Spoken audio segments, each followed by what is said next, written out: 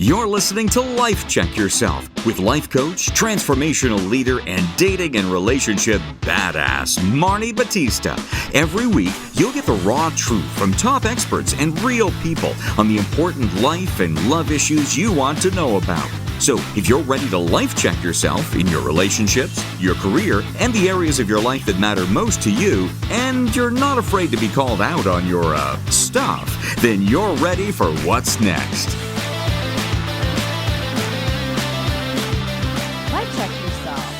Dr. Amelia Kelley. 10 examples of what gaslighting looks like. Hidden signals. Ladies, super excited. So a couple of years ago, was it already a couple of years ago, when I used to do recaps of The Bachelor and all reality shows, I had, many of you have heard Chris Gillis and his partner, Dr. Emily, and we would always talk about the word gaslighting, and we would be like, it's the word of the year. Like all these 20-somethings were like, any sort of conflict, they'd be like, you're gaslighting me. And so it's time to actually get the real truth about gaslighting, because while the term may have been usurped by other sort of labels, it's still around and people are still talking about it. And I invited Dr. Amelia Kelley here, who is a trauma-informed therapist who's conducted research on the effects of exercise on ADHD symptoms. She's talked about the effects of resiliency to help cure PTSD. She is a hypnotherapist, an art therapist, an EMDR, which I'm a huge fan of, informed therapist. She's a meditation and yoga teacher. And she's written a book called Gaslighting Recovery for Women. And I'm so excited to chat about this. So one of the things that I think happens, well, it's interesting. When you think about is there like a prototype of humans who are at risk for being gaslit? Or is that just something like, doesn't matter who you are, where you are, you're going to run into people who will try to do it in any sort of conflict? So I think if you look at, I love the term prototype. So gaslighting itself, anyone, unfortunately, can be a target. And I think it's important to understand that, because we need not to place blame on the people who are being targeted. But I will say there are certain personality traits or coping mechanisms that can or cannot be used. Things along the lines of if someone has been encouraged to stand up for themselves in the past, if someone's an empath. I mean, there's really all these things that can play a role on whether a gaslighter will find you appealing to target. Okay, well, let's back it up and first of all, define what the hell is gaslighting, because I feel like people are just like, you're gaslighting me, sometimes may not be using the term appropriately. So let's just get that out of the way. And I have to say, I am in love with your reference, because I'm such a Bachelor nut. And I always have been. It's like my dirty little secret. And there was an episode on Bachelor in Paradise last season. Yes, with what was his name? Justin? Was that his name? Oh my goodness. Whoever it was the two of them. They were fighting at the end before she was leaving. Ronnie trying to leave. Yes. And they started flinging the gaslighting term back and forth. And I remember thinking, okay, guys, neither of you are gaslighting. You're just being really toxic and immature right now. Yes. And so I think it is important to understand absolutely what it is as opposed to what it is not. So what it is not just conflict and human disagreements, just being human in general. What it truly is a form of emotional manipulation and abuse that is intended to control, contort, alter your sense of reality, your sense of self, and your sense of self-identity, that ability to hear that internal voice that tells you whether something's right or not, whether you feel a certain way. And when that happens, it can cause high levels of confusion that really can get you into these dynamics where you might act out of character in response to what the gaslighter is saying. And there are so many ways it can impact your self-esteem, your interpersonal relationships, your goals, just everything. We will unpack this. There's almost nothing that it cannot touch. Okay, so let's just let's just use that example. And if you are a person who is too good to watch reality shows, then we'll just paint the picture for you. I watch so many. We should have that whole conversation later. But so let's use that example. So let's just make up the details, but like, give us an example of like what it was. And if one of those people were truly gaslighting the other, what words would have been used? What would it have looked like? So we could just see it in a very real situation. So if I recall the dynamic that was going on, it was something along the lines of, I wish I could remember their names, by the way.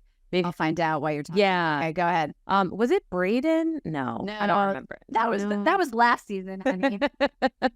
I can see her in my mind, but so she, when you find her name, really wanted essentially more time with the person she was interested in. She wanted him to pay more attention to her emotions. Justin and Genevieve. Thank you. Thank you. So Genevieve, for context, was basically saying, I feel like you're hanging out with your guys a lot. You haven't really paid much attention to me. Bringing up a concern, bringing up something that she genuinely was feeling. Yes. He had a completely different perspective on it. He felt like, well, we're all on this beach. We're kind of sequestered to this place together. And I didn't realize you wanted to spend countless hours with me. So I was just hanging out with my boys. So their impressions of the situation were completely different. Their needs weren't getting met. Their ability to resolve conflict was pretty toxic.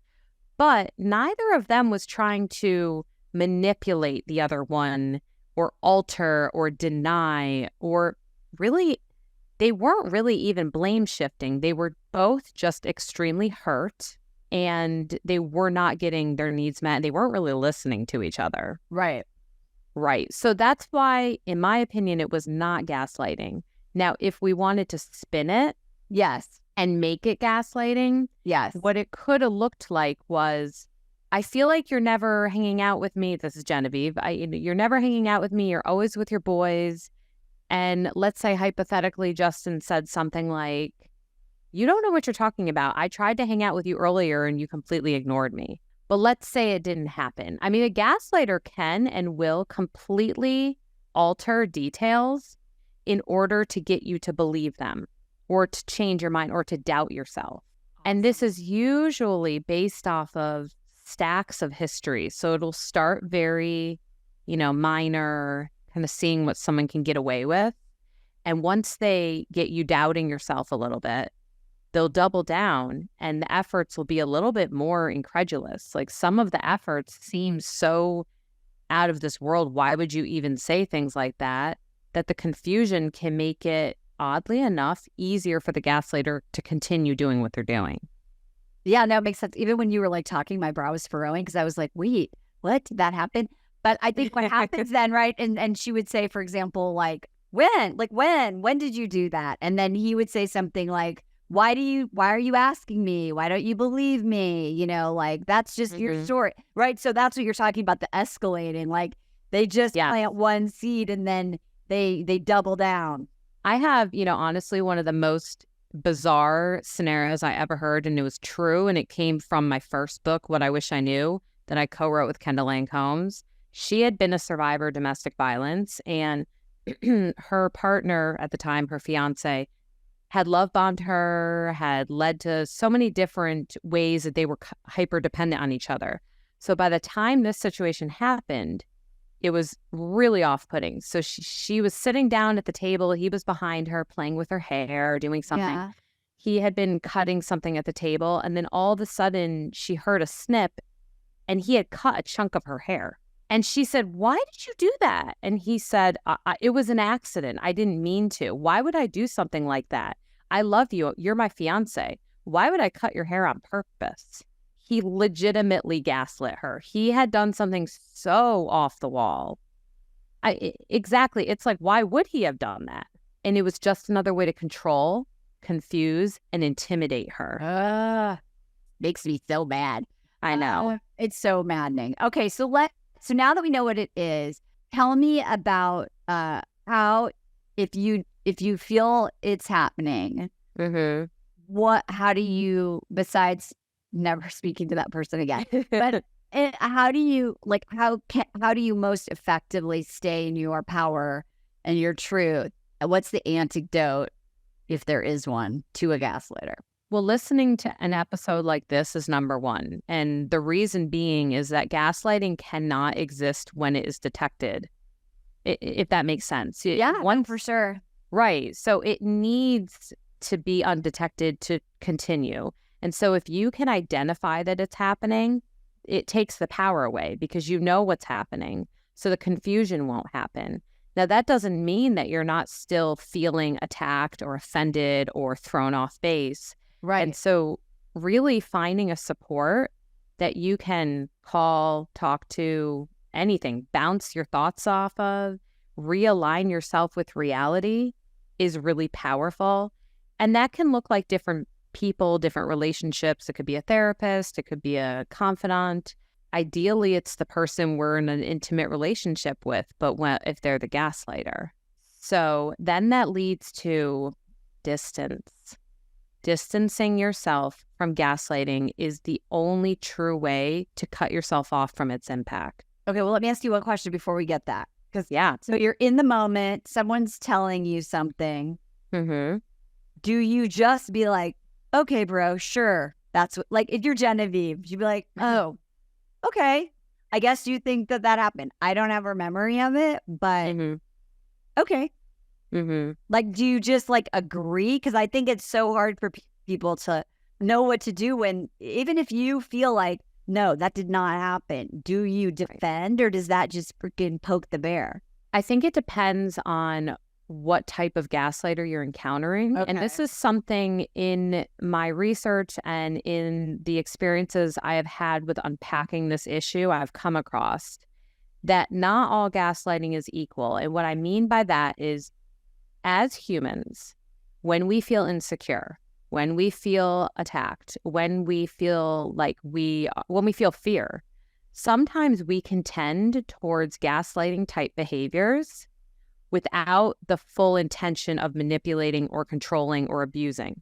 And what I mean by that could be, let's say you have a couple, we're talking a lot about couples today, even though it can happen in all different relationships, but if you have a couple and say there's a lot of resentment around paying the bills or something like that, and you confront your spouse and you mention, like, well, you said you were going to pay this bill, and they instinctually respond, well, I did, because and then they scramble, they go try to pay it. And that's horrible. That is a horrible, horrible thing to do. You should not lie. You should be forthcoming and work through that.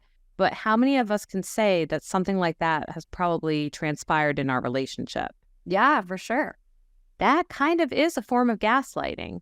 So if you're in a dynamic that you feel safe and you feel that you can talk to your partner about it, that is a time where I would say, call it out. Call out what you are seeing and call out what is happening in that moment. And if the person will absorb and hear and want to grow, learn, and kind of confront what they're doing, then you probably have an instance where it can be worked with. But on the contrast, if you are encountering someone who has a theme of not expressing remorse, if they have narcissistic traits, if they have tried to isolate you from other people's opinions, if you're seeing some of the pieces of the power control pie, I would not try to convince the gaslighter that they're gaslighting you. Okay. It's like you're speaking two different languages. Right. You have to react to what is, not what you want it to be. Right. And ideally, if possible, that's a sign that that's not a relationship to sustain. But that's also not always an option. What if your gaslighter is your parent and you're a minor? Or your boss. Or your boss. You can't quit. Mm-hmm. Exactly. And so that's why I was saying going to someone else who you can bounce the experience off of, regain that connection with reality is really important. And if you don't feel like you want to talk to someone else, even with yourself, whether it be journaling or writing down what happened. In my book, I actually have an exercise called fact tracking, where I encourage readers to go through and take accounts of what has happened to them. It doesn't make you crazy. It doesn't make you over the top to do that. It makes you smart. Yeah. No, I think that's brilliant. That's so brilliant. So, okay, so I interrupted you because you were talking about distancing, but I wanted to make sure that we have the gap of what do you do actually in the moment. Okay, so if you can, there's probably different levels of distance, right? You can break up with someone, but you still have to go to work, and your parents are still your parents, or your neighbor is still your neighbor. So what does distancing look like for people? Well, as you were saying, it really depends on the situation. So ideally, you go no contact with a gaslighter if at all possible. And that's going to look like cutting all contact. It could be social media. It can be, unfortunately, sometimes that might mean shared relationships. That might mean deleting their number, blocking their number. Because remember, these people are usually very addicting. Mm-hmm. They've most likely gotten you into a cycle, and that cycle can be very gratifying, like a slot machine. That intermittent reward of, oh, okay, now things are good. Oh, they're bad. Oh, they're good. Oh, they're bad. Our nervous system, our dopamine just loves that, which is what makes it tricky to try to kind of be around a gaslighter. But unfortunately, let's take co-parenting. Right. You can't exactly go cold turkey talking to a gaslighter if you're co-parenting. So limited contact is really crucial in these situations. And I find it best to predetermine ahead of time. What are you willing to talk with this person about? What ways are you willing to discuss things with them? And let's say if you have children, trying to keep things to the topic at hand that you have to consult with them about. And remembering that I have a client right now that we are working on her really, really believing that what she experienced was gaslighting, and her separated spouse is targeting her and gaslighting her for her talking to their almost adult children about what he did. Yes. And he is displacing his behavior by blaming her for sharing what happened. Right. Oh, yeah. I have an ex-husband who used to do that.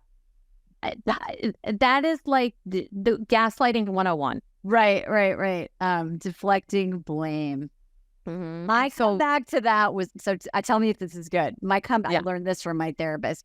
I would be like, oh, okay, well, we can have a conversation about like the sharing. Like, did I share? Was that right or wrong? But right now we're talking about this. So let's finish this so we can bookmark that, and you can give me shit and we can talk about that later.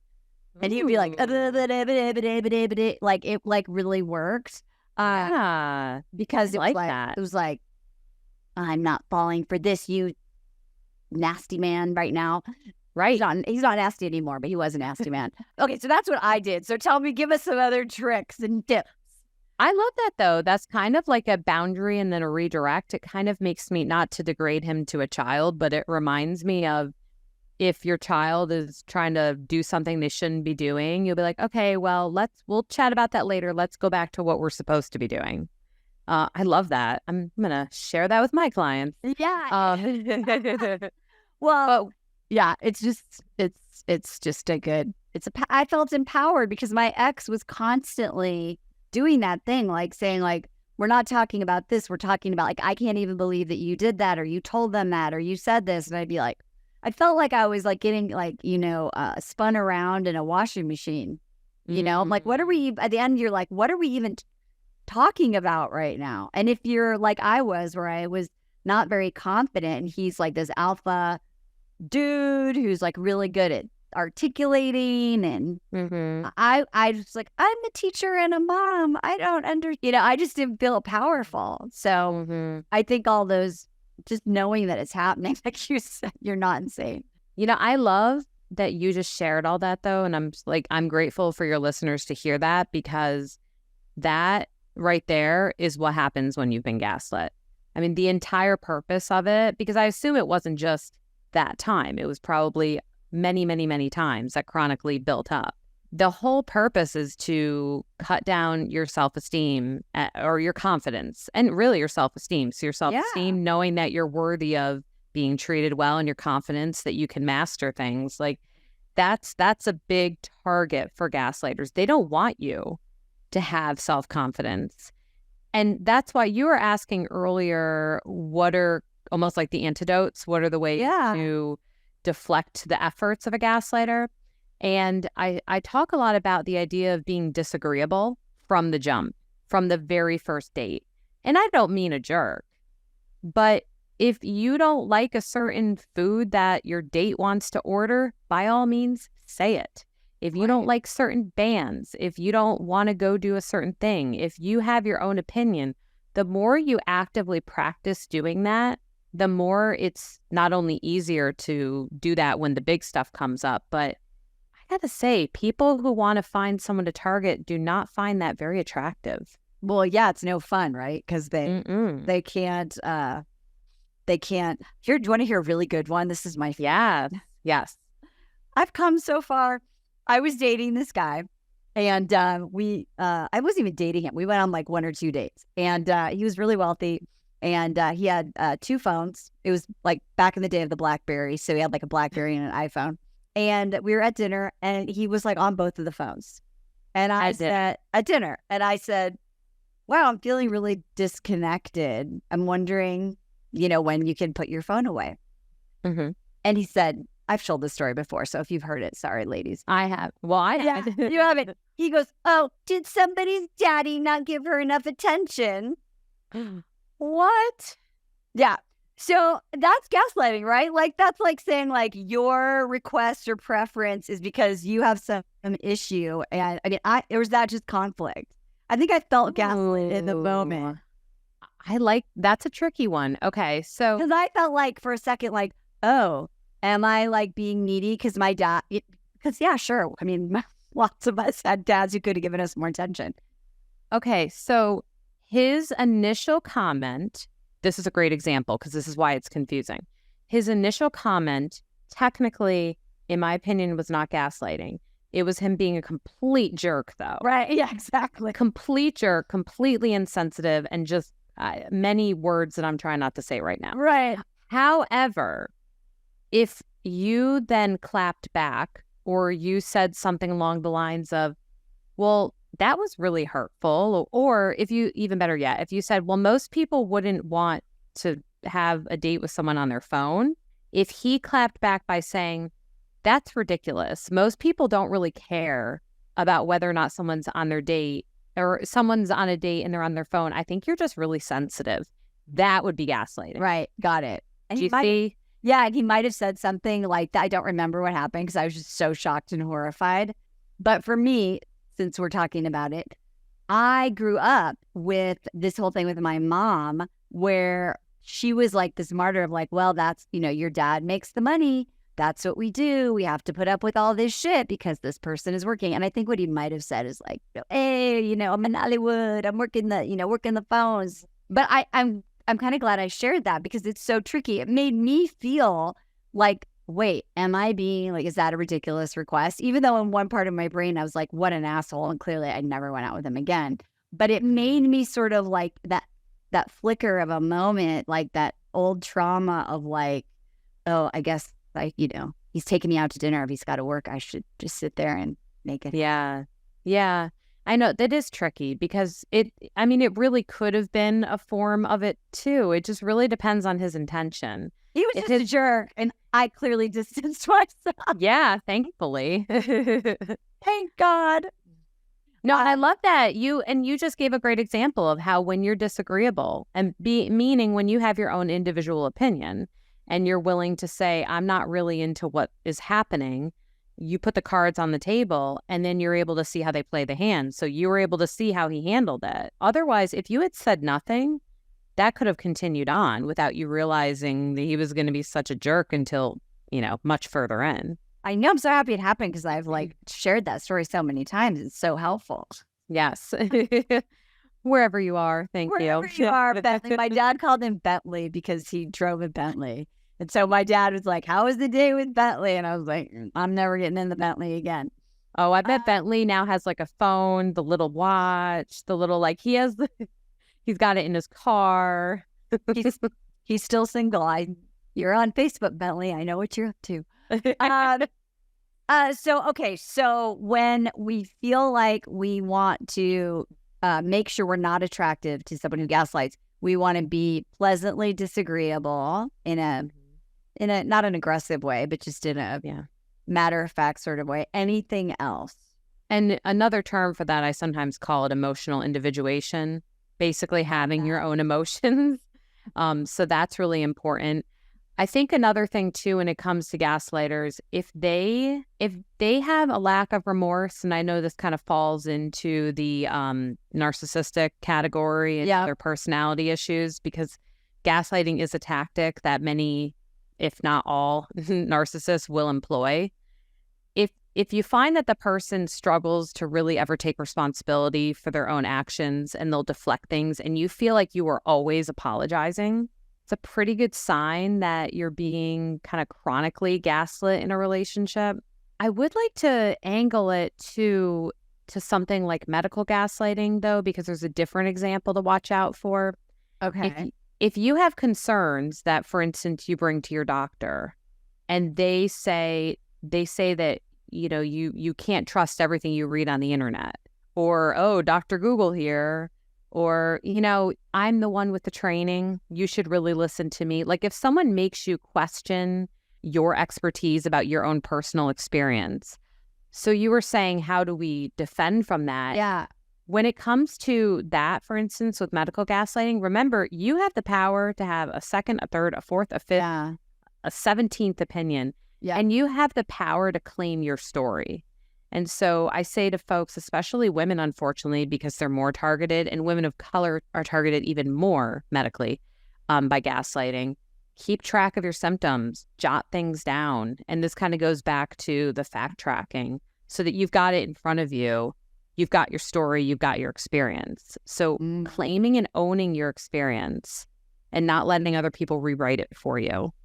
Super important. I think I did that with the ex. I think I remember writing down all the times that he blah, blah, blah. Okay, now I'm just asking for myself because I'm so fascinated with this, but maybe someone else is interested. So is Munchausen's disease like the extreme gaslighting, like gaslighting, like extraordinaire? Absolutely. Absolutely. And actually, one of the examples that I give in my book, because I gave a couple like case studies of, you know, this is how it can show up in family and relationships and society, was a client that I work with who I didn't get too deep into that with the example, but she was someone who had been gaslit in that sort of fashion by her parent. So do you want to explain what that is for the people who aren't fascinated by this topic? Sure. So essentially, it's when usually a caretaker or someone who has some sort of, you know, power or authority over another person is going to transfer their own, usually chronic acute anxiety onto the person that they're caretaking for around their medical well-being, to the point where you will make them, the person that you're caring for, start to believe that you might have all of these different illnesses. And the scary, dangerous thing is that if you look at the way that medicine plays out, if you go in with a set of symptoms and you medicate the symptoms, then you have symptoms from what you're medicating, which can lead to other symptoms that need to be dealt with. Wasn't it that show, The Act? Was it the one, the woman who just got released from prison for murdering her mother? Who I didn't see it. Sounds great. What? I gotta watch it. I think it's called The Act. That she had been gaslit into thinking that she was handicapped, and it's called The Act, and it's about Gypsy Rose, I want to say was her name. She was just released from prison because she got let out early because they realized that that's what was happening between her mother and her. She was trapped. Oh my God, that's so crazy. It's like it's a real thing, and I think that it's and the reason why I say that, not to be pejorative, is that it is the very nature of it is that we doubt if it's happening, and I think that what you've been saying is like, yes, narcissists do it, and there are guys like Bentley that are just assholes, but I think that also people who are nice do it. People who are, you know, your mother. People that, you know, present well in the world, and that if we don't have these antidotes and the self-confidence, you can quickly get like in an avalanche of feeling disempowered. And like you said, it's addictive in some way. You're like, but I'm right. Well, the relationship that someone stays within can be the addiction for sure. justifying yourself, like you're saying, trying to right the ship. I think what you're talking about, and probably needs a term, so maybe I'll work on cooking that up. Yeah. Is that there is very much and can be very much a difference between kind of more sadistic or purposeful gaslighting versus, I don't know, I guess I would say more like insecure gaslighting or self-protective gaslighting. But we're making a very large statement here, because right now what media is saying is it's bad and it's bad only and it's controlling only and it's abuse, because it is. But I think there's this tiny little nuance that we've been chatting about that does need to be paid attention to as well. For sure. Thank you for coming. I love this. Ladies, go to ameliakelley.com. This will be in the show notes. If you're not sure you're getting gaslit, we have a quiz, which is amazing. And then, of course, you want to get Gaslighting Recovery for Women, the complete guide to recognizing manipulation and achieving freedom from emotional abuse. Woo! Yay!